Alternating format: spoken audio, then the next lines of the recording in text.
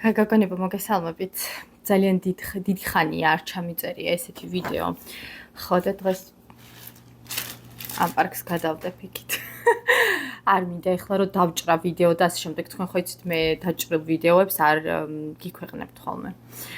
ეხლა დღეს მინდა რომ ძალიან მნიშვნელოვან თემაზე ვისაუბრო და ზუსტად ვიცი რამდენად პროვოკაციულია ეს თემა.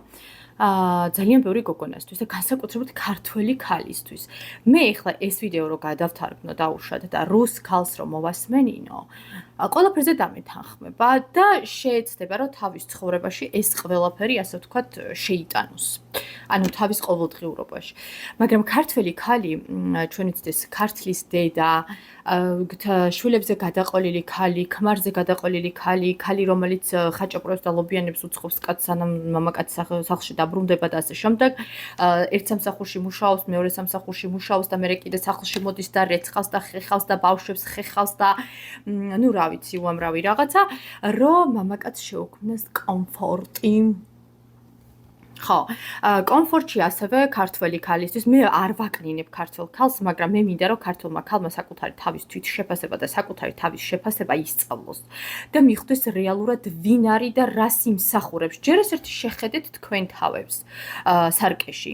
როგორი აშხვართული ლამაზი რა, ჯერ რა ტრადიციების, რა წინაპრების ხართ, რა ქვია, ადამიანები ხართ, რომ საერთოდ ანუ უამრავი რაღაც შეიძლება რომ ჩამოვთვალო და ისწავლეთ საკუთარი თავის დაფასება.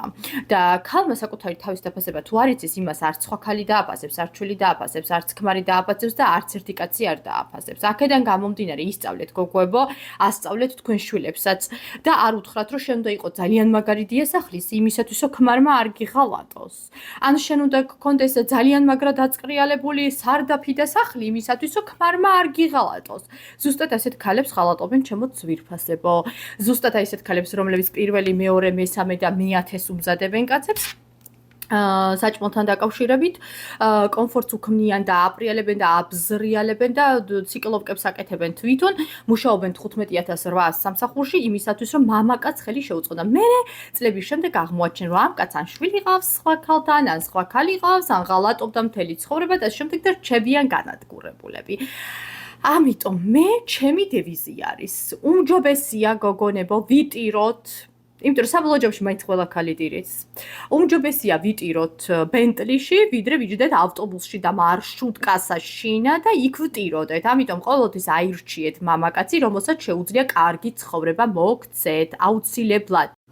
მათხოვრები, ისეთი მამაკაცები, რომლებსაც არაფრის შემოთავაზება არ შეუძლიათ, გარდა იმისა, რომ გითხრან, რომ ქალო შენ მე რო ცოლად მოგიყვანე უკვე ძალიან მადლობელი უნდა იყო და შვილები უნდა გამიზარდო და გამიჩინო და მიკეთო საჭმელები და აკეთო სახლში რემონტები და ციკლოვკები, ასეთი კაცი არ უნდა გჭირდებოდეთ ჩემო ძვირფასებო.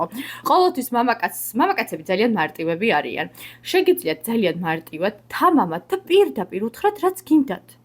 არ დაელოდოთ რომ მამაკაცი თვითონ აღმოაჩენს რომ თქვენ რა გინდათ. თქვენს გონებაში მამაკაცი ვერ შემოვა, ვერ შეჯდება აქ შიგნით და ვერ წაიკითხავს რა გინდათ. პირდაპირი წესით, მე მჭირდება დამხმარე ქალი. მეორე, მე არ მინდა რომ ვიმუშაო. შენ უნდა შემინახო. მესამე, მე მჭირდება ტანსაცმელი, ასე შემდეგ, ყოველთვიურად მჭირდება ამდენი თანხა.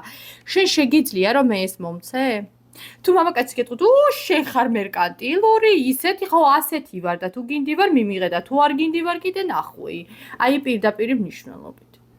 არავითარ შემთხვევაში ჩემთან რამდენი გოგო მოდის უბრალოდ კონსულტაციაზე, განადგურებული ქალები, 20, 25, 30, 35 წლის შემდეგ, 2 წლის შემდეგაც, ულამაზესი გოგო და მათხოვარი კაცი, რომელმაც უღალატა.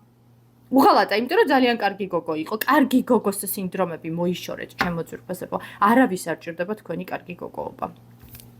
უყურეთ რუსალკას.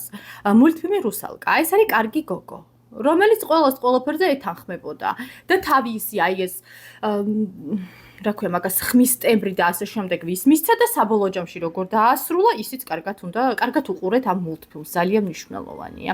დაიჯერეთ რომ ყველაფრის ღირსი ხართ, ყველაფერი საუკეთესოს ღირსი ხართ და ყველაფერს საუკეთესოს იმსახურებთ. ხოლო და ამის შემდეგ ექნებათ ყოველივე საუკეთესო.